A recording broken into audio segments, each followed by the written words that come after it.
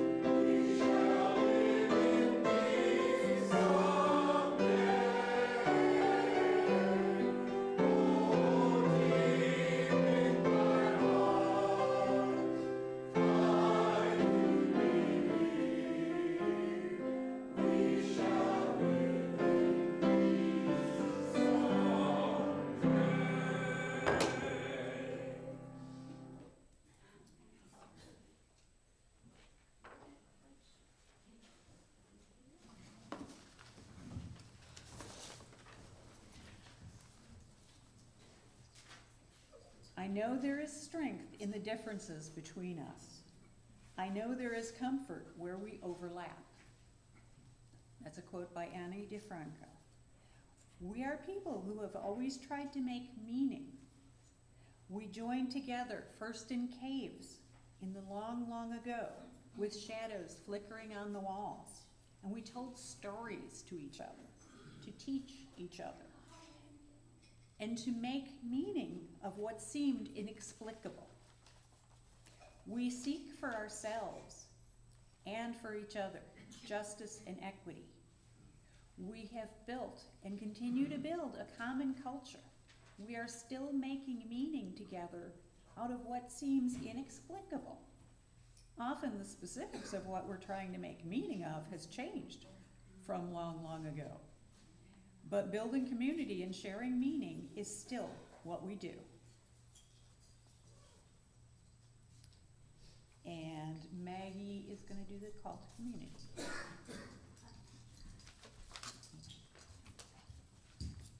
Oh, thank you. Well, I can read it from my phone. Hi, welcome everybody. Good morning. My name's Maggie Colson, and I'm a UUCL board member, and I try to do hospitality, head that up as much as I can. This is a call to community. This is our mission here at UUCL. Love plus connection equals transformation. I call you now into this connection, part by lifting up some of the opportunities for being together and what's happening around here. We have a new treasurer and pledge drive. Justin has other commitments and is no longer be able to be our treasurer. And Adam Hargrove has volunteered to take over as treasurer. And Adam and the fundraising committee have kicked off the pledge drive. And if you need a pledge form, please see Adam or Gail. You can also submit your pledge online, which is really easy to do. And the link is in the newsletter and very easy to use. UUCL photo directory. We're going to have a photo directory again. This is very nice, and it's an opportunity to have a photo taken of yourself and your family. And that's going to be on Tuesday the 27th. And if you haven't signed up yet, please see Dorothy or Judy. And we're taking a group photo today. Well, that was in the newsletter that I missed. It's gonna be on that side of the sanctuary, outside. So we can put it on the cover of the directory. Right. Yeah. So, and so please stick around for potluck today too. Yeah, They need to not go to lunch yet until we take the picture. okay. No going to lunch until we get Okay, I'll lock the doors. I'll lock them up. Okay. Valentine Collaborative Fundraising Event, February 14th. Do you have plans for Valentine's Day? Come celebrate love with Rose Dynasty and the Red Tent Initiative for their annual Valentine Collaborative Fundraising Event at Artifact Studios. We will need volunteers to help set up, run the event, and clean up. We do need attendees to buy tickets and come and have fun.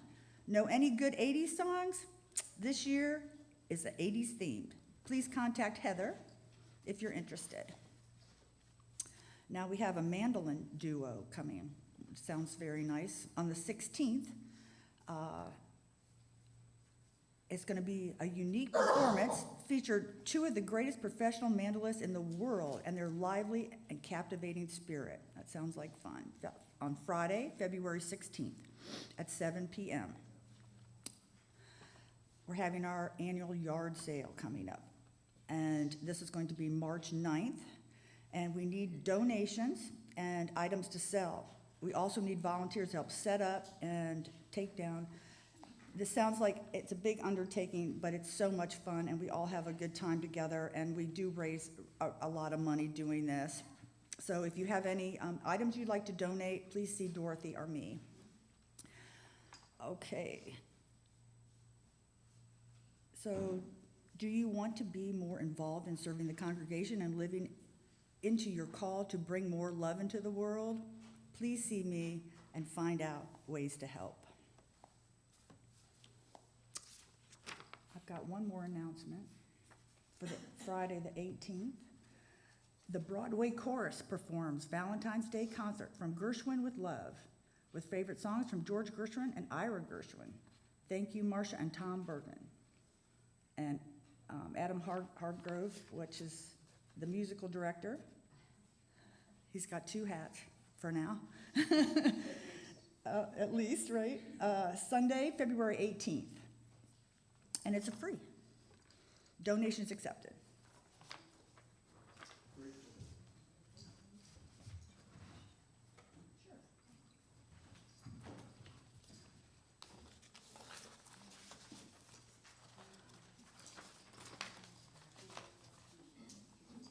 Good morning. My name is Mary St. Denis, or Saint Denis, actually. I'm trying to use it more often. It was Americanized. I'm a board member here at UUCL, and I go by any of the following pronouns: she, her, or they, them. Together we gather to share space and to light the flame of community and faith. In the long ago past, this would have been a fire keeping back the dark while we share and watch the shadows dance. We share a vision of justice and shared values that brings us all together here around the flame. Now, Maggie Coulson is going to light the chalice.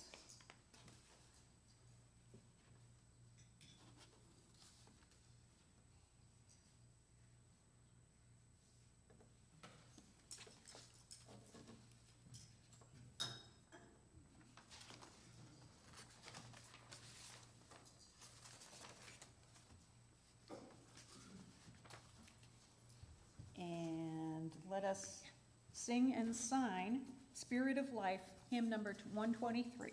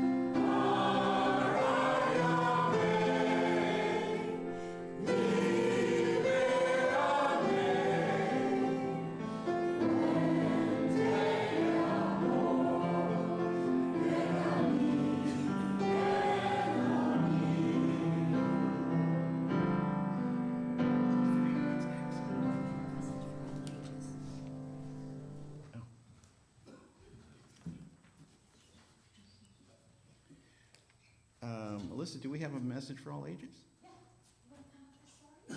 Time for a story? No?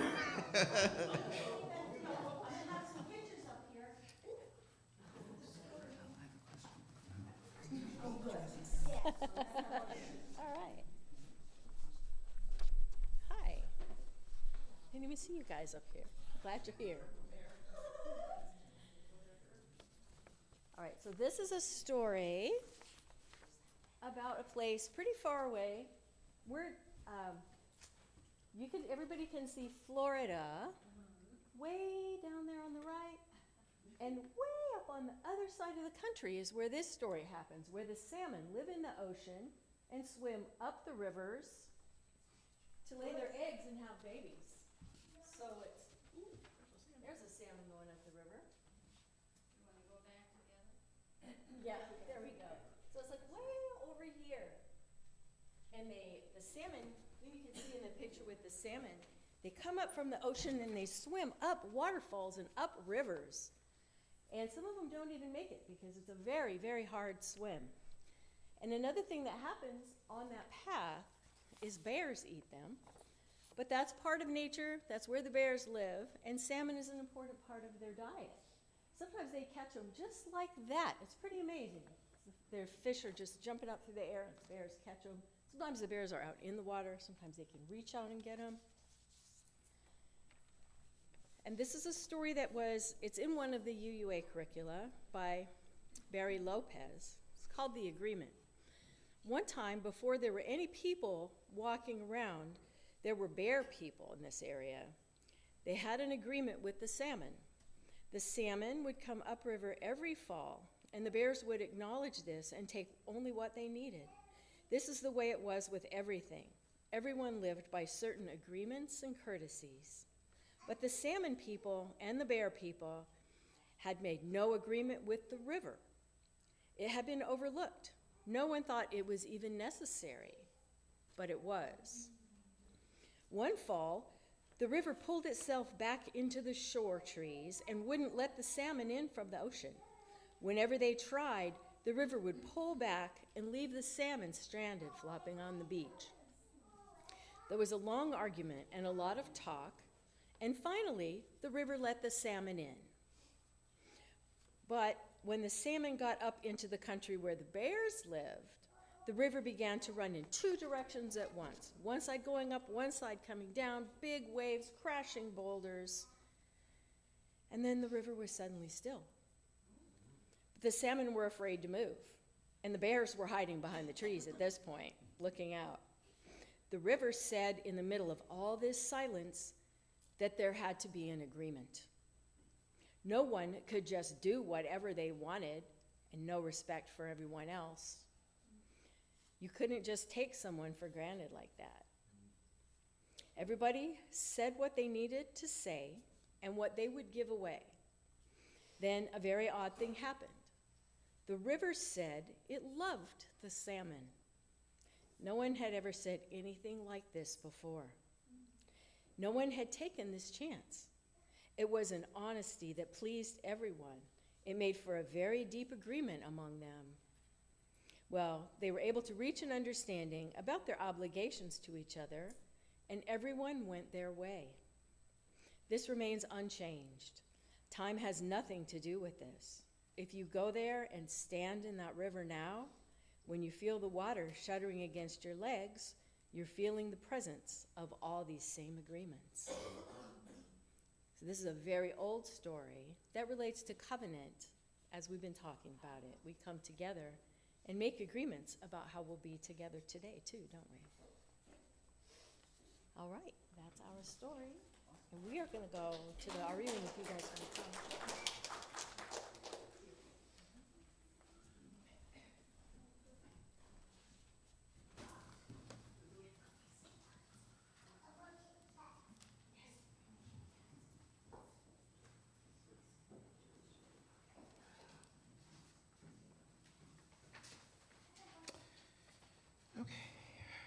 Because we love, we experience joys and sorrows. Taking the time to reflect on this, to get in touch with what truly moves us, is a liberating experience. So we turn now to reflect upon our joys and sorrows of the past week and to weave together our threads of love. In our Joys and Sorrows book, you are able to write any significant joy or sorrow occurring in your life that you would like for the congregation to know.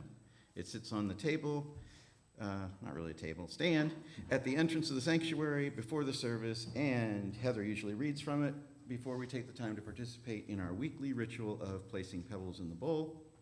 So today we have, Tim says, "Thank you to all my family here at UUCL. You are a blessing to me in every way."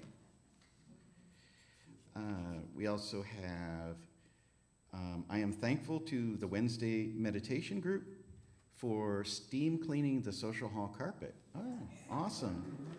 That's from Ken Schmidt. Tom Mead is thankful for the spring weather in mid-February. This one doesn't have a name, but someone enjoyed the L.B. Brown Heritage Festival in Bartow yesterday, learned about history and impact of a man in his community, really savored sweet potatoes and lemonade too. Yeah. Crystal, you're invited now to come forward and place a colored stone representing your joys, concerns, and sorrows into the water. Let the many colors of our joys and sorrows mingle together, symbolizing the great adventure of our lives as we let our covenants guide us toward truth and meaning in this infinite universe.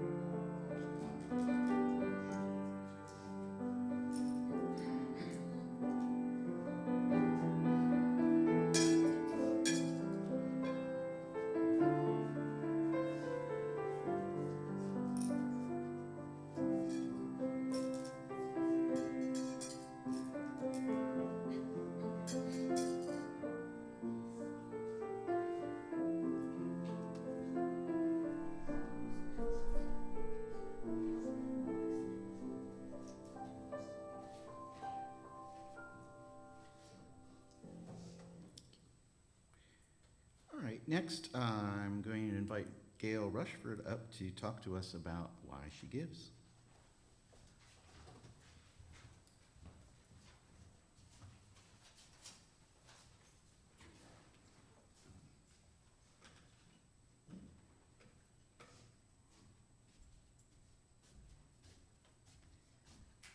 Good morning. So listen, I give to UUCL because I benefit personally from the opportunity to come here on Sundays and hear messages that resonate with me and speak to my values. So before we moved here about a little over 4 years ago now, I really wasn't sure how I was going to find the people around here who do share my values.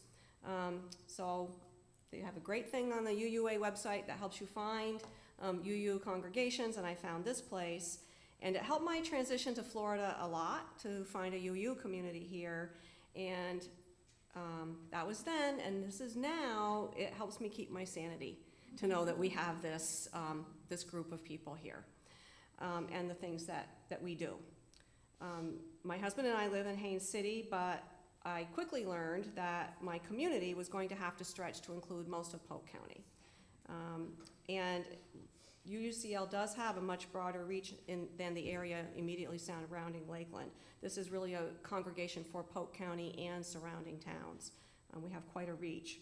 So I make an annual pledge because I want this physical space and these people, this group of people, to continue to be here every week. That's a selfish reason for doing it. I also give because I think it's important for Polk County to have more diversity of religious thought and representation. I love that our UU sources draw from both sacred and secular texts, and I recognize, I think most of us here do, that we aren't all Christian, and we need to make space for that. And I'm very pleased about our participation in this growing interfaith alliance in the area. If UUCL weren't here in Lakeland, I think that Polk County would be missing an important voice in the chorus of religious expression. And people who need us would suffer because they wouldn't know where to find this kind of expression.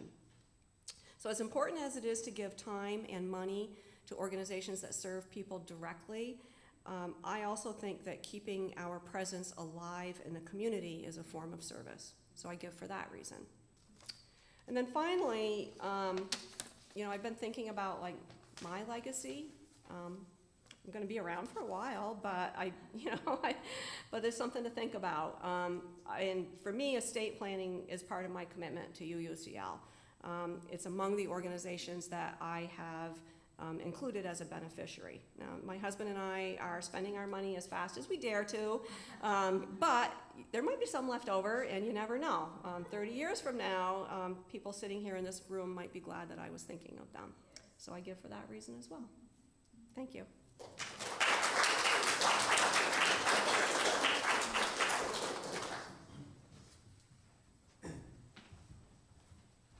Okay, now.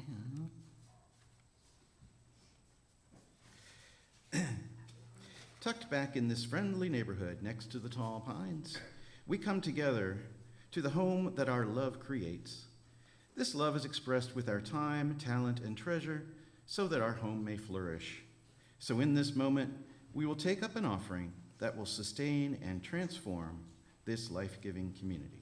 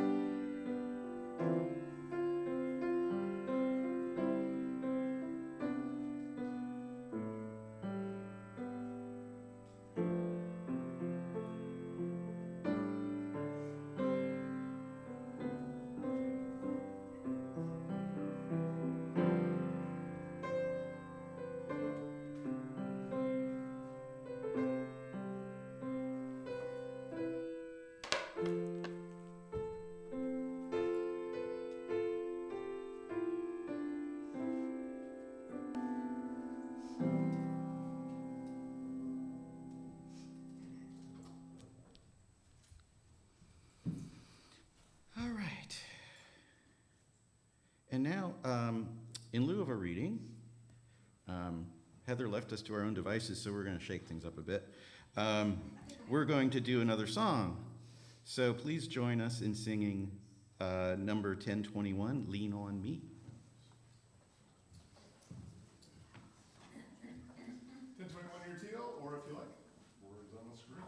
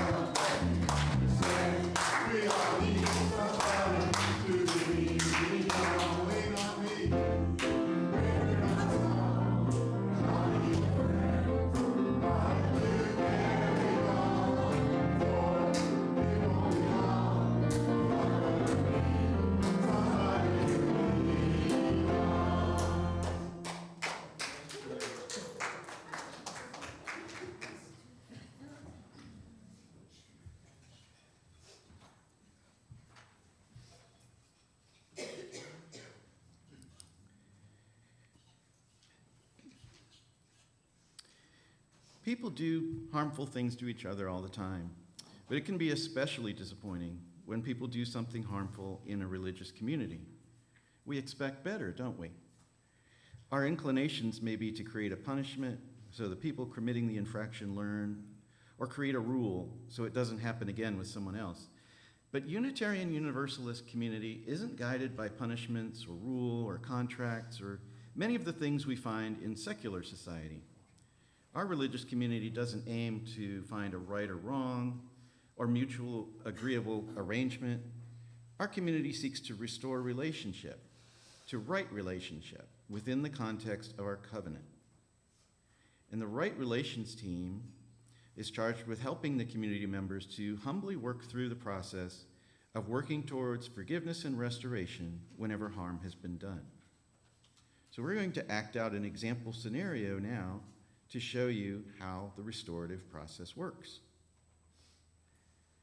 So the setup is congregation members Chris and Pat are sitting near each other at potluck, and Pat is talking to a visitor.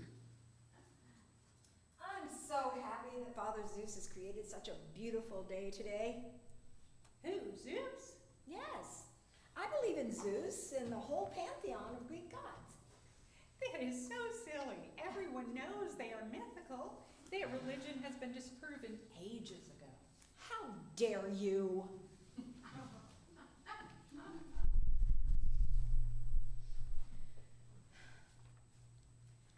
Pat approaches another congregant. Did you know where Heather is?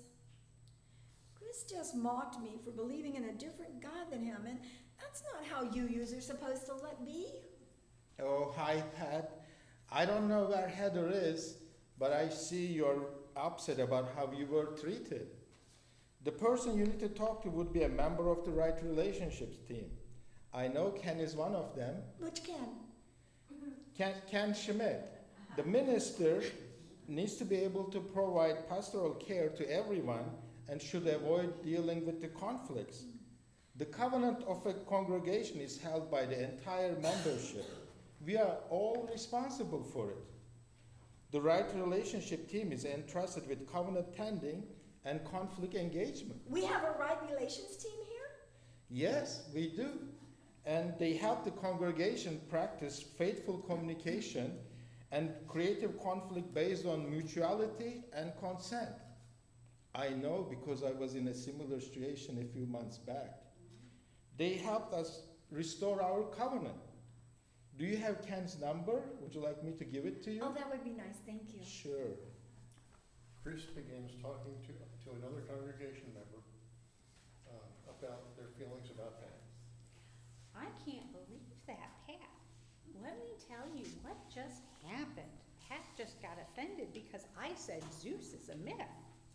They stormed off like a child. Can you believe that? Uh-oh. Have you talked to Pat about your feelings? No, but just wait until you hear how crazy they are. Hold on. This sounds like triangulation. What's that? Well, that's what happens when you involve a third person into a conflict between two people. I know you want support for your feelings, but this is not the best way to deal with it.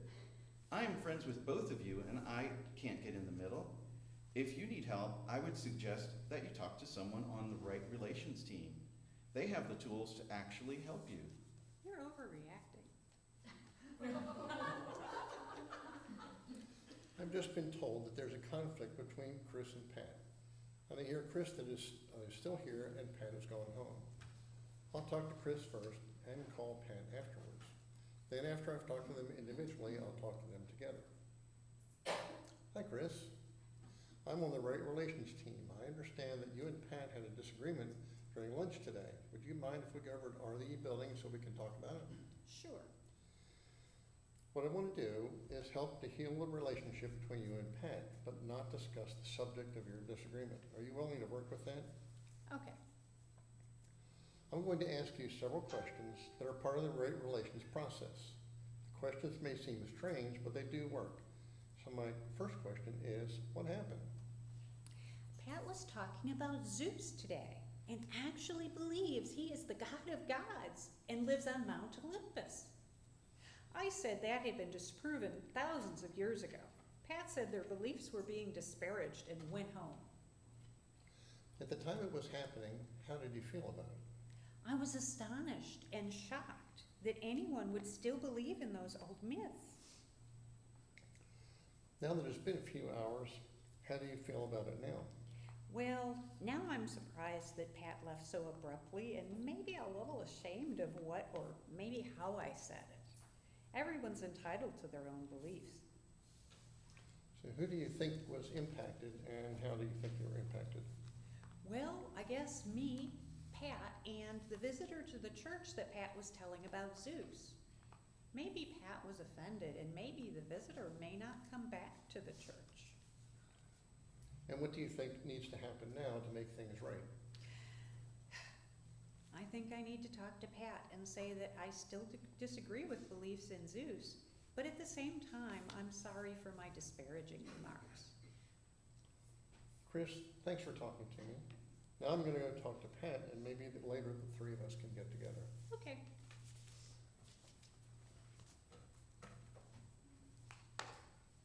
Ring, ring. Hello? Hello, Pat. This is Ken from church.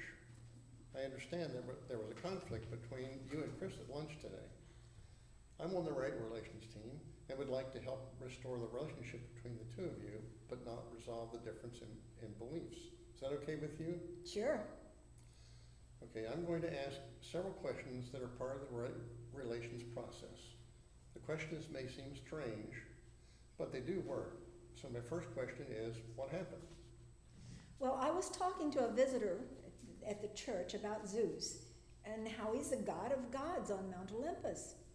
Chris started disparaging my beliefs. I just got up and left.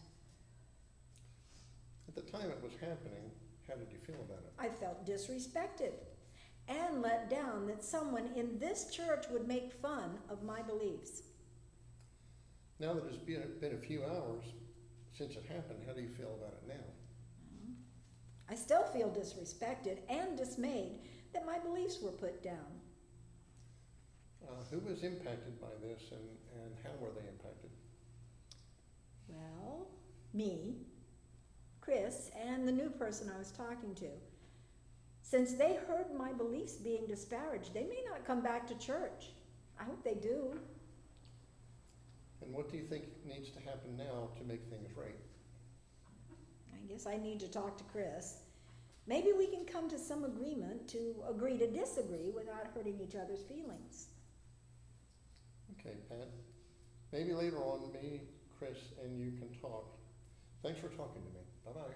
Bye-bye. Now that I've talked to both of them and they agree on what happened, I don't need to round up someone else who witnessed the event to find out what really happened. My next step is to schedule a meeting between me, Chris, and Pat. I will do the same thing I did individually, ask the same questions so that they can hear how each other felt and feel now about what happened and what each thing needs to have to make things right. Hopefully both Pat and Chris will really hear how each other felt about their disagreement, and we can restore our relationships to the covenantal one that we abide by in this church.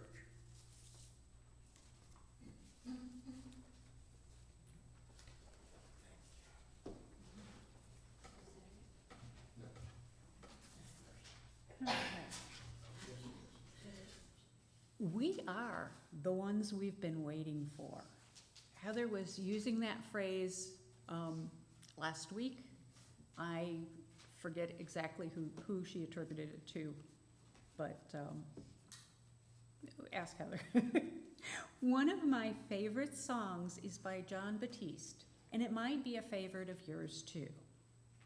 We are the golden ones. We are the chosen ones. We are the chosen ones. We are the golden ones. Part of the chorus to this is also, we're never alone. That's what the background singers are singing. We aren't just chosen ones. We are part of a group, and that's part of why we're special. We support each other. We are the ones we've been waiting on. We are the ones we need to rely on. That's us, each of us, all of us together. Every single one of us is needed. We have a culture here, and we want it to be a culture that restores us and helps us support each other. We rely on each other and we need each other. Sometimes UUs love to throw around a lot of $100 words, but we are a small church in an area that is somewhat unaccommodating and can even be hostile to our culture because we are different and we are special. Because of our differences. We are also special because of our love for and our respect for each other's differences, both within the church and beyond the church. We choose to be different. We choose to support one another's differences.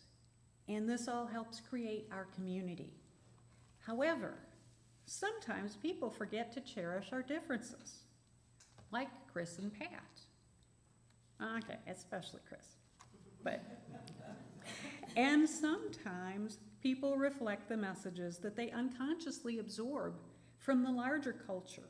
And sometimes people even get a bit judgy. And yes, I know judgy isn't a real word. So sometimes we need some help. And for this, we have things like covenants which are agreements about how we will behave towards each other.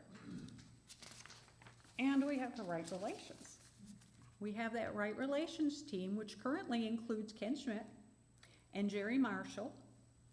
The right relations team can step in where when there's a problem and talk to people to try to get everyone to work together. Board members have, which includes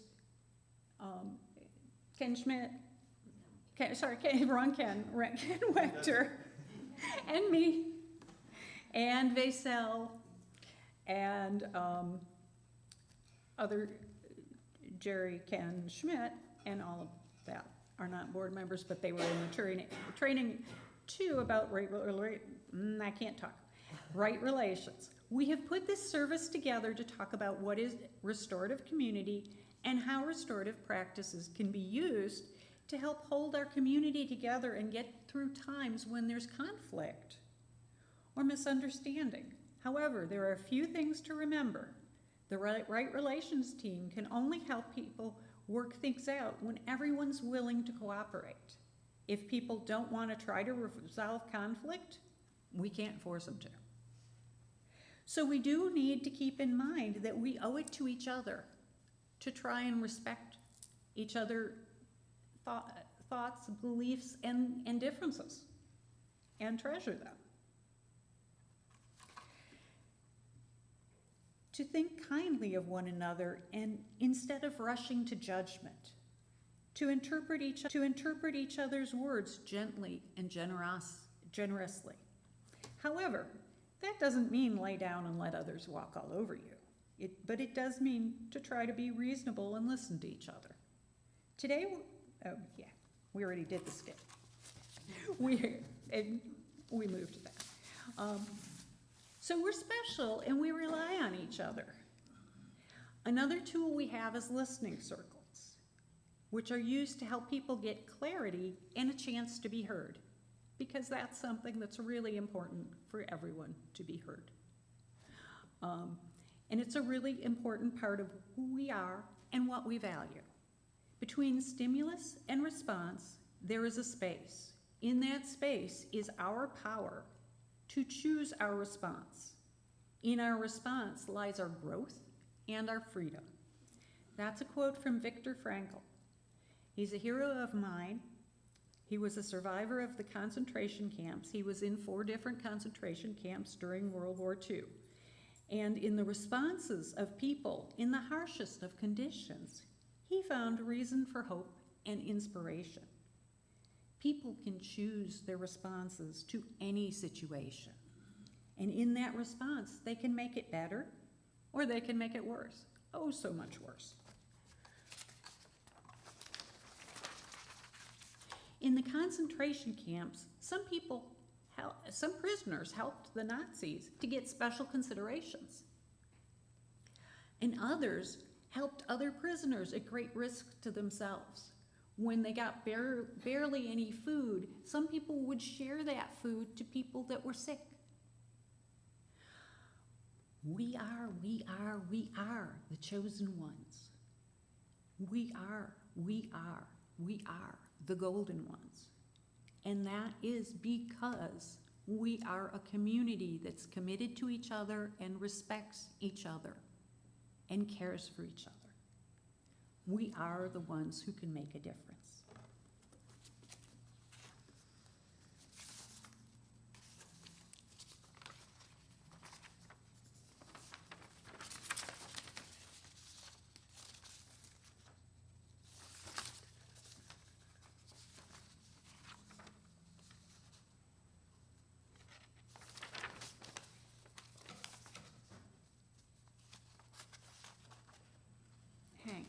Just looking for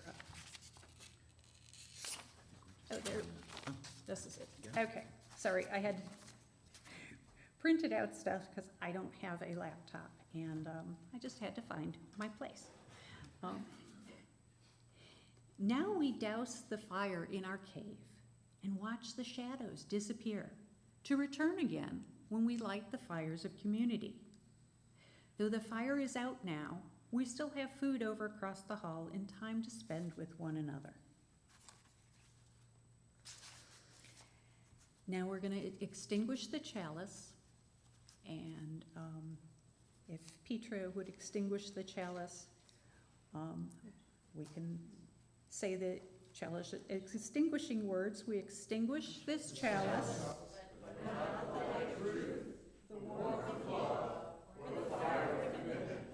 These we carry in our hearts and out into the world. And now we have the closing hymn. It's to number 1064. It's The Blue Boat Home.